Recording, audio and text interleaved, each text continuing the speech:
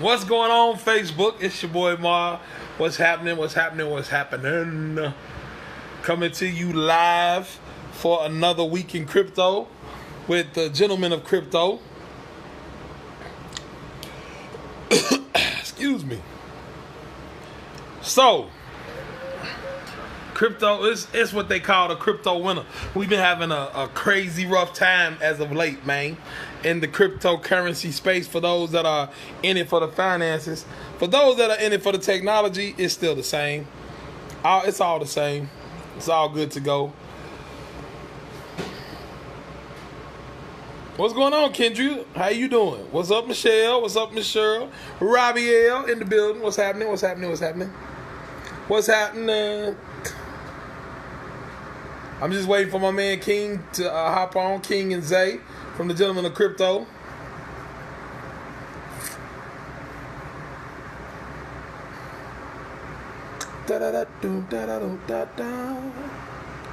How y'all been?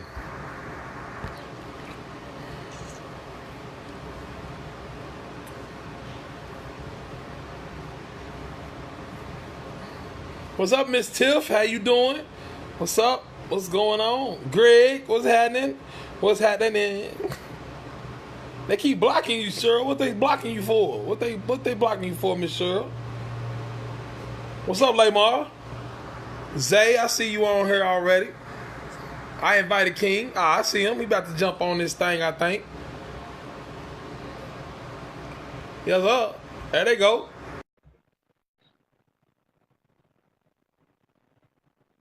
What's up, Gerald?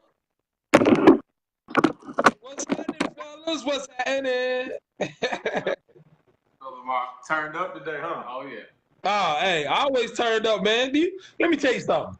You know how blessed we are in this country right now, man? Oh, man, it's beautiful. It's beautiful. This turned up right now. You gotta love it. It's a beautiful time, man. It is a beautiful time, Doc. Beautiful time. It is crazy. Look, the government shut down, the world still hasn't burned down yet. It's amazing. Happens every year. I'm ready for it. Right. So look, man. So let me see something. What's up, Michael? What's up, Cornelius? So here's the thing, man. Like, I even noticed on my favorite show, The Gentleman of Crypto, that the news cycle right now done shut down like the government. Yeah. Well, it's a lot of fun. We actually did a story we titled our show the other day, "Everybody Hates Bitcoin," because literally it was just story after story of just the fun, everything rolling in, getting you ready for these regulators to come in and smack you around come January 2021. Right. That's all it is, man. That's all it is. Because here's the thing. The funny thing is, to me, is that through all of it, the technology ain't changed. Like, if anything, the technology is getting better. So the only thing that's changing is people's want to control it even more than they already do. You know what I'm saying? Bro, you see, Russia might be jumping on the Bitcoin bandwagon full time now. Do you believe that? It's hard to say because they said the opposite. So I'm thinking they made, like, what they said was they don't want anything to do with Bitcoin before. And then one of the guys that is he's been around in the economic policies for 20 years. He stated that that Russia may move to Bitcoin simply because they want to get around sanctions, just like Iraq, just like Venezuela, just like some of these other places. So, like we said we'll have to wait and see. They do have $466 billion at their disposal to move to different assets. So gold is one, that's cool. But the Bitcoin is one of them. I think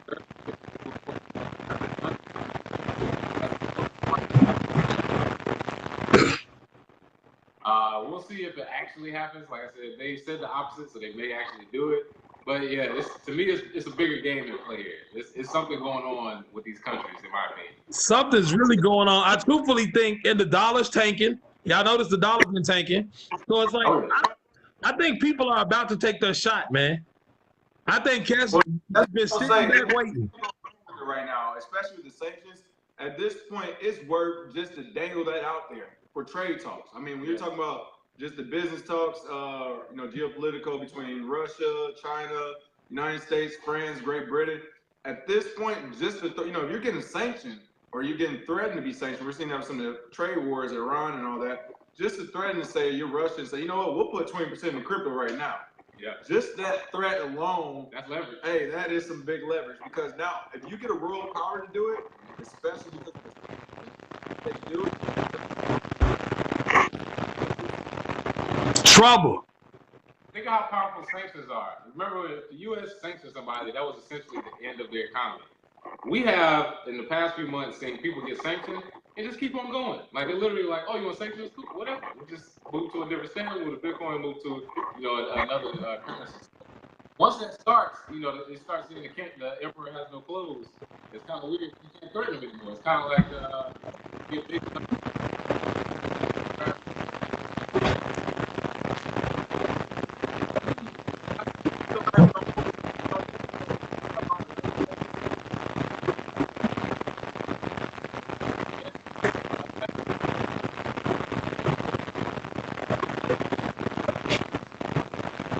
Hey, hold on real quick. Hey, can y'all hear Zay? Because Zay, you just literally, like, your volume just went on mute. It's in the background, it sounded like you had something going on over there. Hold on one second. Hold on 1 second.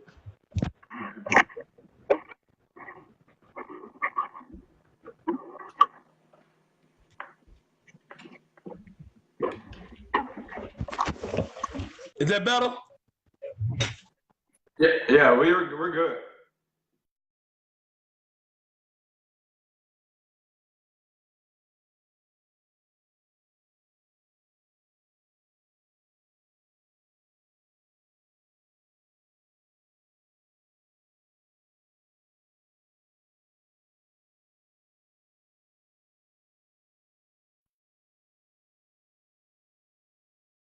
Fortune, 130. You saw that? Who? Bezos? They're like trying to figure out if they're going to split it.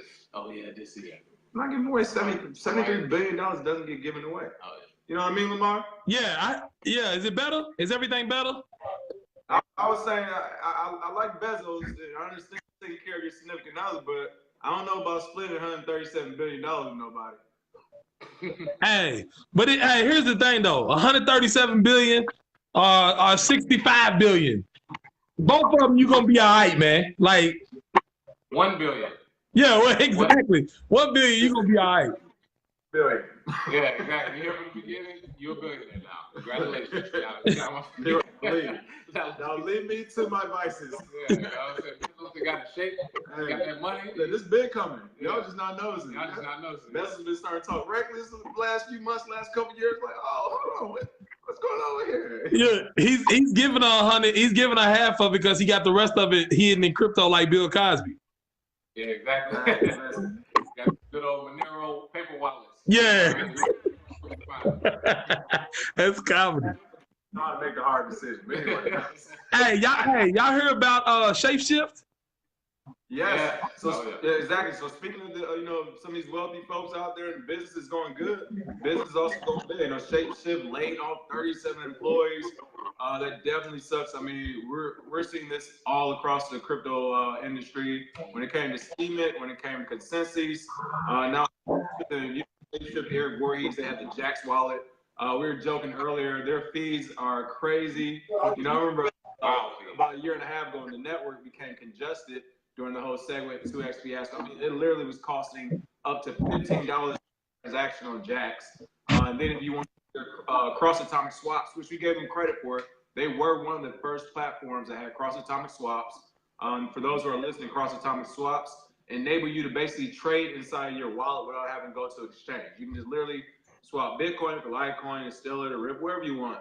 But Jax was one of the first companies that had that as well.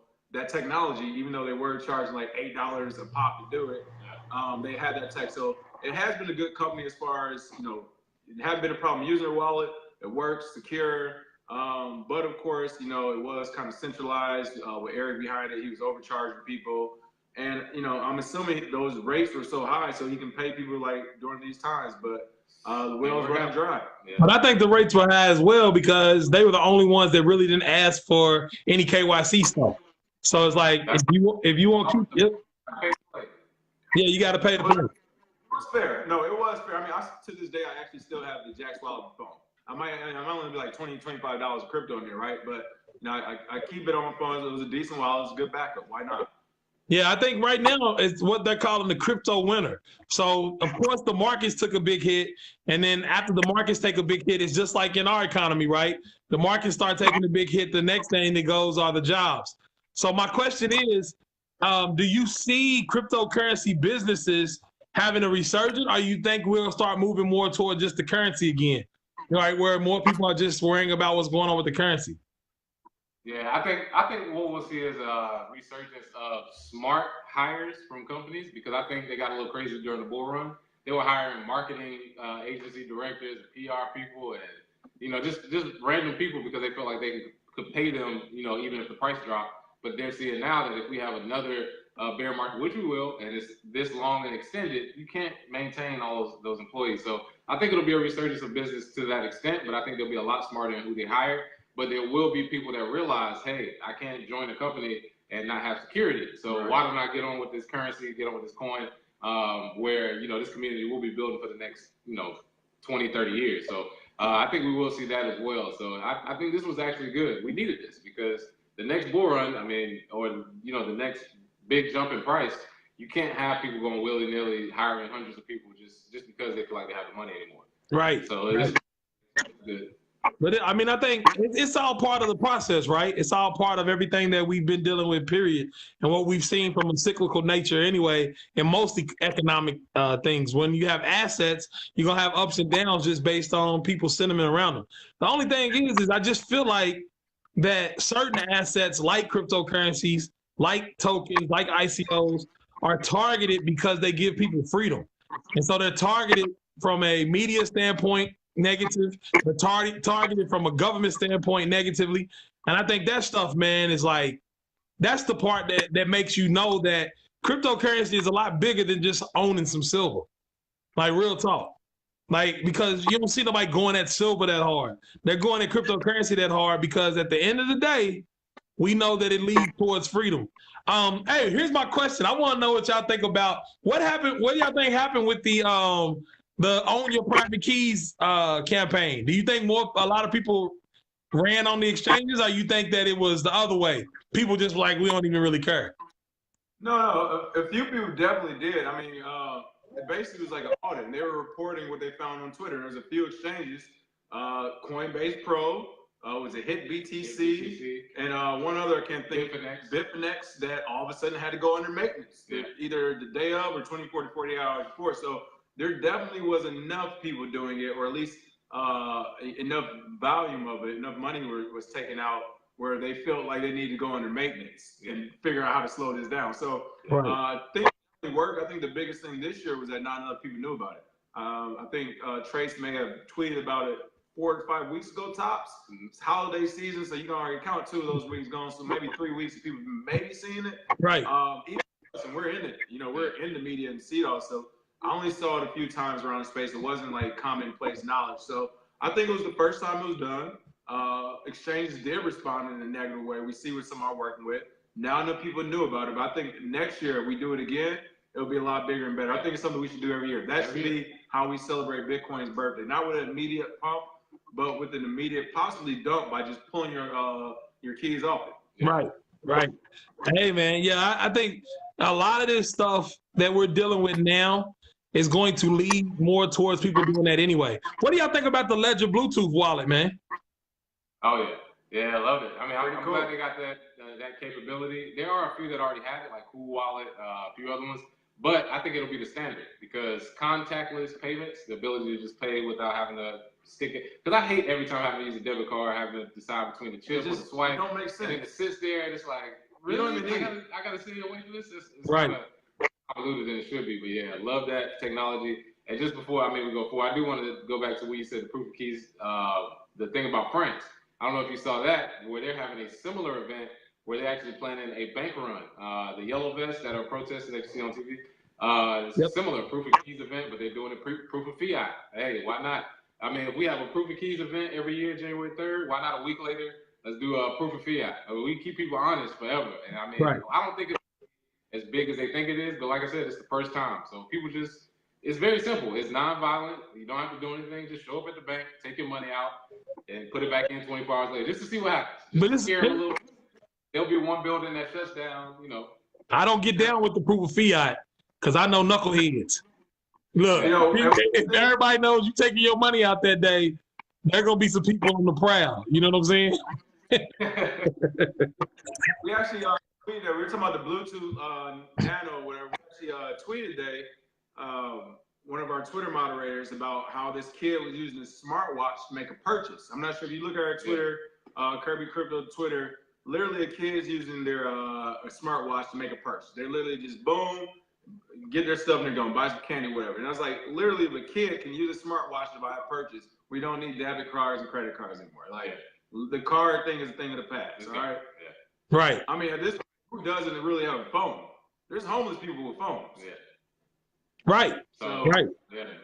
I mean, I think. Yeah, I was like, we can do it. Like, not to be funny. I know the running joke is like crickets and all that.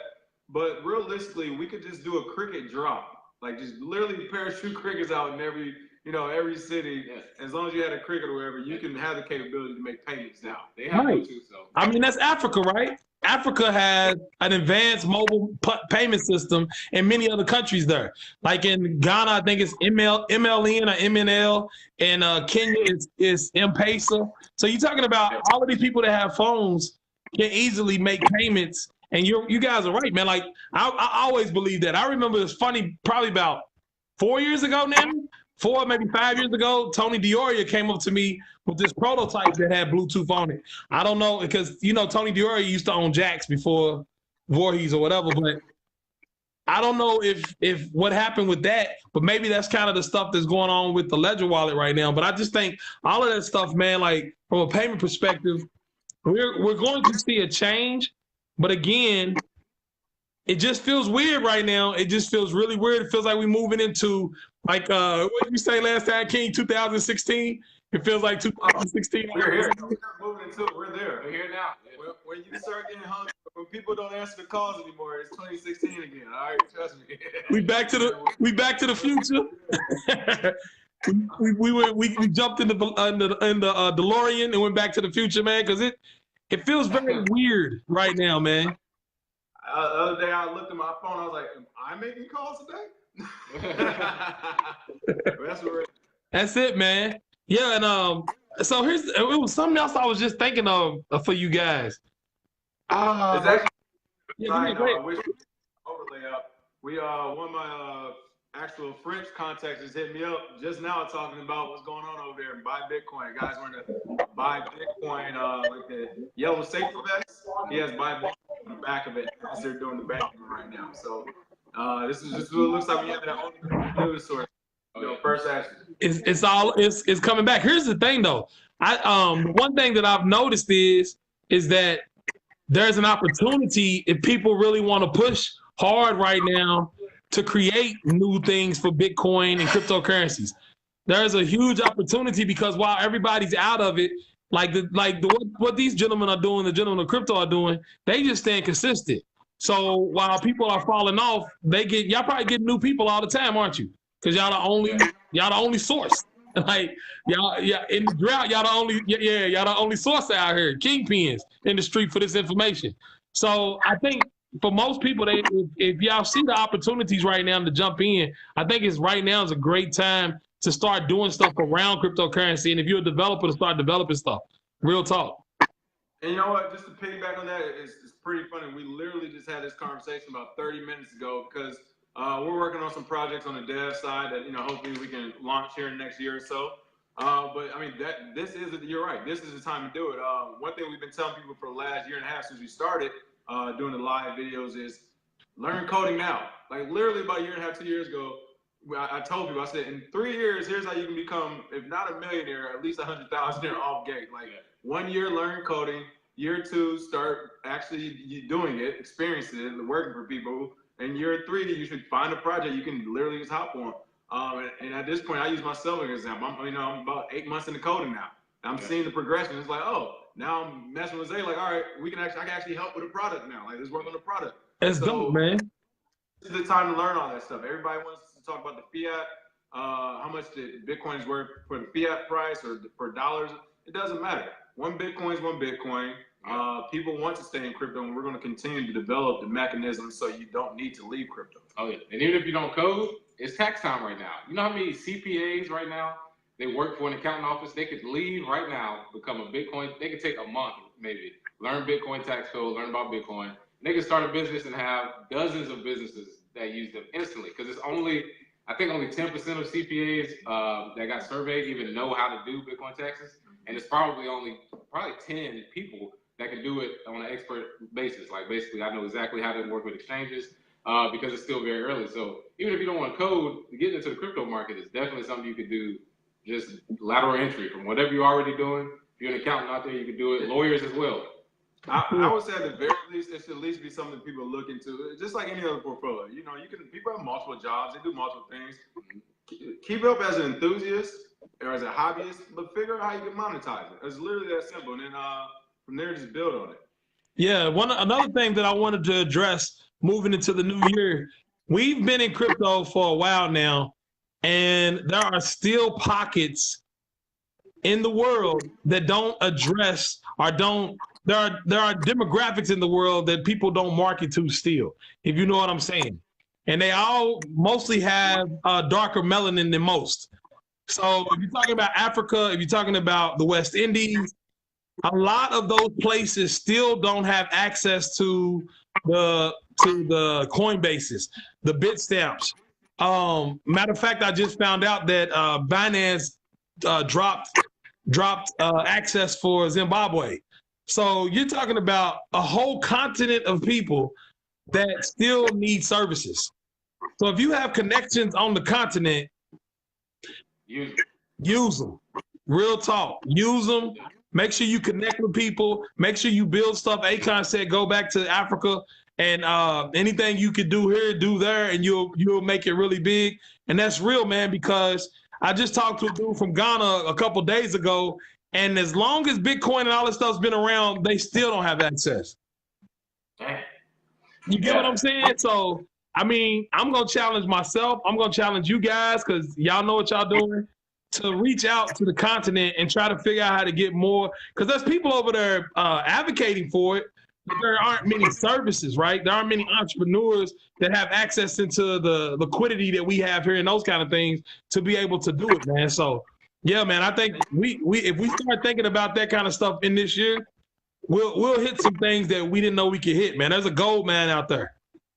But you have to remember too, I would say maybe not all the way yet, at least not visibly, but definitely, I don't think the rest of the world wants to see Africa as a continent or any specific countries there really adopt crypto, because it would be just like Russia or Iran, where it's just like, oh, well, we don't need any of you anymore. We can do it on our own. That's and we got the natural resources to back it up. Right. Is really, you talk about putting Bitcoin on whatever standard. They actually have the standards to do it. So that's something I'm sure the United States, Russia, and China together wouldn't be happy about. And I think that may be part of the reason why it's stalled already. They don't want that information to get there. Right. Right. And to Bitcoin lady, she was at the Black Blockchain Summit. They just got a Castle Hold Lightning node. I actually saw they got it on Twitter. So that's one way to do it. If you buy Lightning nodes and you can send it, or with Blockstream satellites, that is one thing you could do in Africa. You can get cheap satellite hardware. I mean, maybe less than $200, and you can actually build a Lightning node there and then teach people about it. They can maintain it long term. That can stay there forever. They can literally, your grandkids can go back and see the Lightning node you built back in the early days. It's literally, you don't have to ever get rid of it. So, like the TV antenna with the hanger. Yeah, exactly. Like, oh man, y'all satellites were terrible. That's going on the tip of the hanger, all right? Exactly. Our technological journey started very early, all right? Right. So look, man. All right, look. Let me see. We ain't got no questions today, which is odd. One thing is, somebody was asking where they can learn. Make sure y'all holler at Zay's. Is this number 3 Bitcoin guide? Yeah, 3rd installment of the Bitcoin Starter Guide. Yeah, Bitcoin Starter Guide. You can get that on the shop at Kirby Crypto. Let's see. Yeah, ain't no questions. Anybody else got any other questions? Cause man, hey, this is I am extremely excited this year, to be all the way real. My first 3 days of this week have been amazing from the standpoint of connections. Like I said, talked to some dudes from Ghana, talked to some cats working on building villages already in Ghana. So it's like, this year is going to be pretty amazing. It's going to be pretty amazing, man. But yeah, the news, yeah, go ahead, fella, go ahead. What's that? Oh, somebody said it's ETC dead. No, it's not dead completely. It just got shot. Yeah, it just got a quick shock. What I said was, I think somebody made a mistake. Like, they accidentally kicked it up a notch on the mining end of it. Like they said, it was selfish mining. It wasn't a 51% attack. But I think somebody kicked it up a notch, maybe Barry Silver, kicked it up a notch too fast. Right. And he almost took over the market and almost crashed the own coin. But yeah, it's not dead yet. I mean, Coinbase had to freeze it, a few other platforms, but not dead yet. Haven't found a use case for it, but it's not dead. Yeah, I mean, the use case is Ethereum's use case. Oh, I forgot to ask you, Tron. What do y'all think about this craziness going on with Tron right now? Like, do y'all think it's just hype, or y'all think it's like, it's just something solid? With Ethereum Classic as well, how you said it might have been almost the accidental mining stuff, it does almost show that it does have those decentralized properties to it, though, because they didn't even know what was going on. Yeah. The exchanges had to point it out. Yeah. So if it really was centralized, we wouldn't have known what was going on. Exchanges wouldn't have, somebody else, would have been a Reddit user right out there. But I will give them credit for that, as the fact that they were like, hey, let's figure this out. Like, I don't know. Because nobody, so I give them that. It was pretty cool. Might be too decentralized. Right. Might be too nice. We need to bring some, somebody need to run this. But you said the Tron story, right? Yeah, what's going on with Tron, man? Like, we had somebody bragging about it in the group today. Everybody's an expert when they coin go up. He was in there like, I'm winning. You know what I'm saying? I think we got the report on that day. You mentioned, but we might have forgot the report on it. Oh, yeah. We did forget a report, but Tron hired the former SEC. Yeah, go ahead. Yeah, well, they hired a former SEC chief for their compliance, simply because, like you saw, they're trying to marry BitTorrent and Tron. They have, the news about them having over 100 dApps now. And of course, the news from Just Concerned, as far as, he bought BitTorrent before, and now they got the licensing to use it. It will be something that, I think has a use case, but competition-wise, I don't think they're ready. I mean, if you're talking about purely peer-to-peer, or not payments, but data. Yeah. Through Kim.com, you got to get through Tor, which is already built, black market sites. I mean, you got to get through all of those, and you got to prove that Tron as a use case is useful. So, still got some hurdles to go through, but it is good news. Justin Sun is good at putting out good news. Oh, yeah. He's a marketing dude. Black mama coming to conferences. You think he can't get an SEC chief? Yeah, come on, man. Yeah, that's nothing. But see, here's the dangerous part about this hire, too, though. This is the exact same thing we've seen with Coinbase now. Who else was out there? In Gemini. Coinbase and Gemini. And now with Tron. It's the same thing we saw with Goldman Sachs, JP Morgan, all these banks. Is when they usually hire all these people work for the government. Oh, the SEC person here, the Treasury Department, this or that, this executive here and there. The issue with that is that they literally come over, they just flip-flop. They come over sometimes and just give you the playbook, well, hey, this is how you skirt around the rules. Or they will go back over to the public sector and say, well, I know I got Coinbase, Gemini, and Tron in my back pocket. Let me make sure they're as successful as possible because I own a bunch of these tokens and all these different things. And I'm going to make regulations suit that as well. So that's the thing with that. Like, these people flip-flop back and forth. So it's one of those things where why would a cryptocurrency company, brand new industry, who is trying to strike its own way, hire an SEC attorney as their chief of compliance, right? Because you're literally trying to integrate into the old system again. Yeah, that's what it looks like. Right. That is what I'm saying. It feels like they're trying to create moats. Everybody's creating moats. So that's like, okay, we got our part of the market. Now let's go get these regulators, go get the old school guys to help us build this moat so that nobody else can come in and get busy. When truthfully, if we all just understood how this technology works, it don't matter about the moat. You can let them build the moat and stay where they at. You know what I'm saying? Well, I was gonna say, they can keep building their moats, the Geminis, the Coinbases, the Trons of the world, they can keep doing it. But eventually, as I keep saying, the one home run winner will surface. Maybe this year, maybe next year, we're going to get that real home run. I'm not talking about just in exchange for a unicorn company. You know what I mean? An actual app or an actual better UX or whatever it is. We're going to get the home run. And once it happens, all of this won't matter.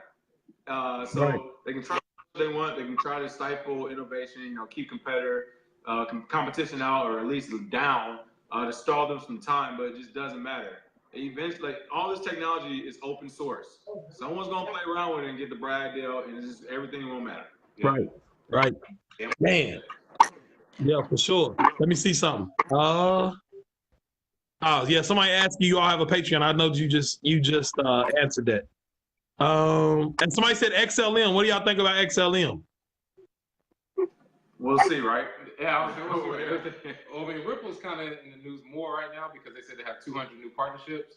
But Stellar is always under the radar, and I know Stellar is Exchange, very easy to use. Of course, CJ's on there, so I like the use case it has right now. But it kind of follows Ripple too much to make a blanket statement about what it'll do. It's kind of whatever Ripple does, that's what Stellar's probably gonna follow in price. Yeah, I think there's some stuff coming out. Will probably come out in a couple of weeks that we just have to wait and see.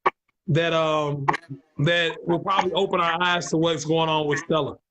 You know what I'm saying? I will say this: barring something catastrophic, either from the Stellar program itself or from Bitcoin, and not catastrophic in the sense for Bitcoin that maybe something bad happening, something really good happening. Right. But barring something crazy good happening for Bitcoin or something really bad happening for Stellar, I mean, it's going to be a good tradable token for the next couple of years.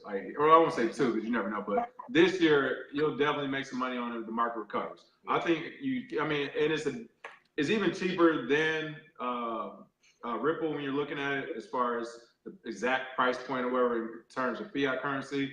And because that we've already seen in the last couple of years, the price swings, the volatility for traders is really good. So Stellar is a trade, but with that though, with all of that being said, a new story that literally just came out 30 minutes, an hour ago, so I haven't had time to really do the due diligence of it. But it looks like 10X founder, what's his name? I forgot. Julian something. But the 10X founder and pay token looks like he's been linked to a pyramid scheme, which kind of was already out a couple years ago, but it's came back out. Now he's supposedly resigning. Oh, man. All this crazy stuff is going on, right? But before all this happened, literally an hour ago, 10X pay, maybe they'll have a decent 2019, right? Right. All of a sudden, the catastrophic news I'm talking about. Yeah. So same thing with Stellar. When you look at 10Xs, the pays, the Stellars, whatever, yes, it looks like they're on a good trajectory, but honestly, without somebody paying me to go in and do my real due diligence, because it costs money to go and do some real due diligence homework, you need to literally be embedded with that company at least for a week so you can look at, some of the paperwork and everything that goes along with it. But without doing that, who knows, right? Maybe it is a good company, but maybe we don't know. This Julian guy has a back deal going on allegedly with a pyramid scheme, and it crashes the whole token, right? Black swan events happen all the time. Yeah, definitely. Well, fellas, you guys got to do your thing. I'm Big Mar, BIGMARH. Follow me on Facebook, Instagram, Twitter, all places, BIGMARH. And then these guys right here are the incomparable, amazing gentlemen of crypto. I'm gonna let them do their thing. Do what you do, fellas. Always, thanks for having us, Lamar. You all can catch us on YouTube under the Gentlemen of Crypto or KRBE Crypto. Also on Apple Podcasts, Google Play Music, Spotify, iHeartRadio, the Gentlemen of Crypto for all those. And please make sure you smash those like and share buttons once you do on all those platforms. Much appreciated. Yeah, man. Make sure y'all check these guys out. The best thing about these guys is that they never stop. There are people who stop, they fall off. These guys have never fallen off, and that's to be extremely respected because they're gonna be here through it all, man. So y'all check these guys out. They got services for you. They got all kinds of stuff that they can work on. Make sure you get Bitcoin Zays version 3, Bitcoin starter guide for all of y'all trying to figure out what's going on with Bitcoin. And hey, till next time, live love life. Right. And one last thing for everybody who's paying attention on YouTube, thank you, Cheryl. Remember to hit the bell on YouTube. As of late, I guess YouTube started a new thing where they actually have a notification bell. So even if you subscribe, you don't get the notifications. You have to actually click the bell. And even then, I clicked the bell for some crypto videos. I haven't got no notifications yet. So we'll see how that works. But make sure you click that bell. So thanks again, Cheryl, for that. Yeah, thank you. Thank you, Cheryl. See y'all later, fellas. Till next week. Cheers. Later, man.